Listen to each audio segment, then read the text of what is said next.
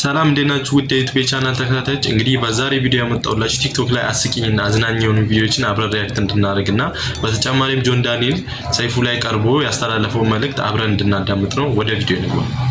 እስቲ ይሄን ፈረንጅ እንስማው ምንድነው የሚለን? ቆይ ያበሻ ሲለብኝ ሰውራል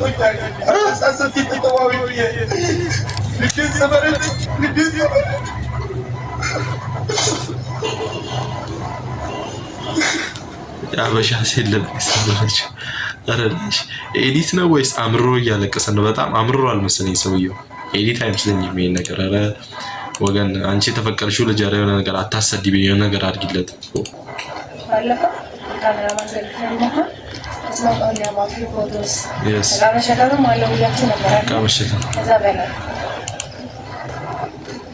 ስቀጥ አሁን ስለሚያቀም እንገናኛለን ተባብላችሁ ተቀጣጥራችሁ ማለት ነው። ከቤት ወጣ እና ከዚህ ነጥብላችሁ ወጣችሁ ከዛ ልክ ሲደርሱ ለፈሰደን ሲደወልና ቀረጻለ ወይ ደግሞ እሱ ነበር ቀረጻለ። አረ ካሜራማኖች ባካችሁ ረስቸው ነበር ምናል እያላችሁ ሴቶችን እስቲ ብቻ እንቀጥል ቪዲዮ ያብረን እንዴ ታረጋለሽ ማለት ባሉና ከዛ አንዴ ፊልተር ያዢ አንዴ ቃውን ያዢ አንዴ ቦርሳ ያዢ አንዴ ምን ያዢ ተባላችሁ ትንገላታላችሁ። እና ይሄም አለ እንገራችሁ ብዬ አስባችሁበት ግቡ። ይሄን የምትሰሙ ሴቶች እንግዲህ ይሄው ተናግሯቸዋል። አስባችሁበትና አግራጅበት ብገቡ ይሻላችኋል። ከገባችሁ በኋላ ብዙ አይነት ነገር አለ። እስቲ ጆን ዳንኤል ሰይፉ ላይ ቀርቦ እንዳለን እናዳምጥ። በህይወት አጋጣሚ ወደዛ ሄድክና እንዴት ነበር ያን አንድ አመት ከአራት ወር አካባቢ ያሳለፍከው? በጣም አሪፍ ጊዜ ነበረ። ብዙ ተምሬበታለሁ። ብዙ ነገሮችን አይቼበታለሁ። ሰው ላይ አይቼበታለሁ። ቆንጆ ጊዜ ነበረ። ያው ስርም ደግሞ አልከበደኝም ነበር። ከአጎቴ ጋር ነበር የገባው ከዳይደሬዋ ጋር ያው ስለሚያውቀው ስርን እሱ በደምብ አለማመደኝ ከወድሪባ እስቲንገት የሻማ ይባል ነበር ድሮ፣ አሁንም አለ። አዎ የሻማ ባይዘዊ አዛ ነው ያደርጓችሁ ስትገቡ። ያልገባውኝም ግን እንዳሉት እና ጆን ምናምን እንዳሉት እስቲ እንሰማለን። እስቲ ጣቢያ ላይ አለ። እኔ ነበር ካቦ ጣቢያ ላይ የሻማ አንተ ነበር ብትቀበል። ቆይ አዘፈኑ ስትገባ? አይ እኔ አልዘፈንኩም። እንደዚህ አይነት የድሮ የእስር ቤት ታሪኮች በሙቪ ስንመለከት እኔም በአንድ ወቅት መታሰር አጋጣሚ ነበርና የሆነ ተሰጦን አውጣ ነገር አለ እና እንደሱ አይነት ጥያቄ አልቀረበልኝ። ዳዋ ስላለ እኔ አልተወጣም ተዘለለ። ምን አረክበት?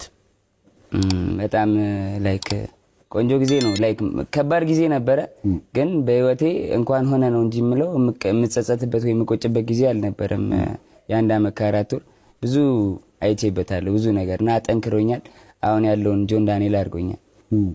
በተለይ አሁን ከመታሰር በፊት የማታደርገውና አጠንክሮኛል አሁን ያለውን ጆን ዳንኤል አድርጎኛል እና በጣም አንዳንድ ነገር ክፉ ነገርም ቢመጣባችሁ አስቸጋሪና ከባድ ነገርም ቢመጣባችሁ ለበጎ ነው ብላችሁ መቀበልን ከዚህ ከጆን ዳንኤል መማር እንችላለን። እስቲ እንቀጥል። ስርክ በኋላ ያረከው ነገር ምን አለ? መንፈሳዊም ዓለማዊ መጽሐፍ። ስለዚህ ከራስ ጋር የጥሞና ጊዜ ያገኛ? አይ ነው በጣም በዛ አንድ አመት ከአራት ወር አካባቢ መቼ የሚጠይቅ ሰው አለ። ሰው ለይቼበታለሁ ስትል ግን እስኪ ብራራ ምንድን ነው? ያው የመጀመሪያ ታይም ላይ ሰይፉ ደግሞ አይፈታም በቃ ሁሉንም እንደዚህ ተብራርቶ ካልቀረበለት በስተቀር አይፈታም ሰይፉ። እስቲ እናዳምጥ። ያስጨንቀዋል። ወይ ህይወት ነበረ ምናምን ብዙ ሰው ይመጣል ምናምን ከሆነ ታይም በኋላ ያው ቤተሰብ ይቀራል መጨረሻ ላይ። ያው ቤተሰብም እዚህ አልነበረም። እኔ ደግሞ አጋጣሚ ውጪ ነበሩ እና ሰው ያልነበረባቸው ታይሞች ነበሩ። ከባባድ ታይሞችን አሳልፌያለሁ። ስለዚህ አሁን ከስር በኋላ ጆን ዳንኤል ተቀይሯል ማለት ይቻላል። ለምሳሌ በምን ተቀየረ? በጣም አዲስ ሰው ሆኗል ጆን ዳንኤል ከስር በኋላ። አዎ ለምሳሌ ተረጋግቷል ጆን ዳንኤል። በፊት አልተረጋጋም ነበር። እንዴ ነው ተረጋግቷል? ጆዬ መች በጣም ነው የምንወድሽና ምርጥ ልጅ ነው። ግን ያው የገጠመው ያው ክፉ ነገርም ቢሆን በቃ አጋጣሚ ነው በሚለው እናልፈዋለን። ስለተፈታ ደስ ብሎናል በጣም። ግጥም ሲጥም ብሎ እስቲ ወንድማችንን እንየው። ወዳጅ የሚታመነው በምግብ ብቻ ነው፣ ሌላ ነገር ከሆነ ይረፍ እንዳት እንደፈለጋት ያወቀ ዶርሳ ጋር አንጸባረቀ። ከግጥም ግጥም ትጣላላችሁ። እስቲ እንጨርሰው። ህዝቤ ሆይ ፍረደኝ፣ የማን ነው ጥፋቱ? ፈልጎ መውጋት ብቱ ከሷ ነው ጥፋቱ እንዳለ ሁለቱም አናታም ጠለለው። ደህና ገጥመ ሂደክ ሁለቱም የሆነ እንዲህ ሰዓትከው በቃ አሪፍ ነበር እኮ ከሄድሽ ሄደ ነበረ ሰዓትከው በቃ ምን የሚሉት ነው። ስታክል በቀጣይ ስታክል እሺ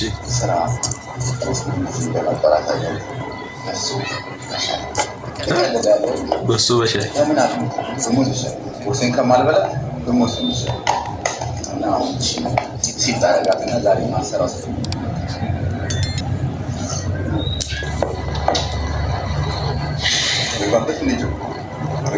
ገቢበት ይገባ በሏ። ምንድን ነው እናንተ ላይክ እያደረጋችሁ ደግሞ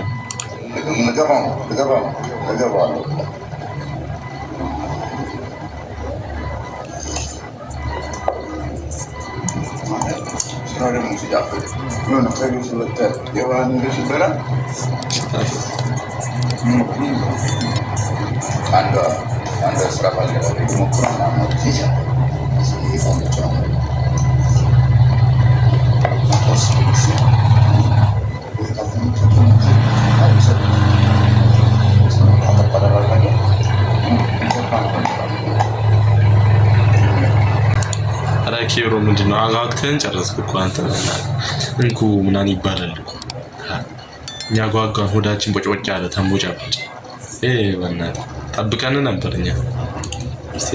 ለታዋቂ አክተር መኪና ሸልሜያለሁ የዛሬ 10 ዓመት። ለማን ነበር?